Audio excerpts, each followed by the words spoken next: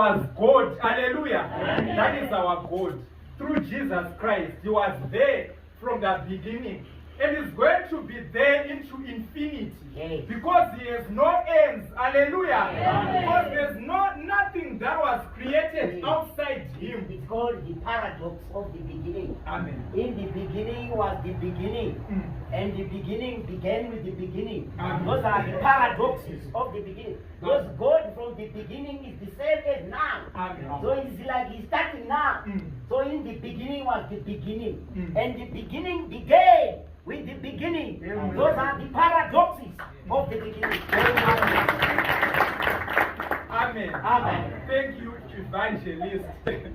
From the beginning, because the thing is, God is the creator of everything. And the moment we talk of the beginning, we've introduced the concept of time. And time itself is the creature of God. Hallelujah. So for there to be the beginning, there have to be time.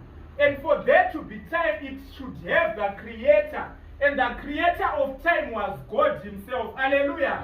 So He created the beginning. Meaning He was there before the beginning began. As evangelists have told us. Hallelujah. And He's going to be there through into infinity. As He is there now. Because the thing is, the reason why we say that you are growing old, which means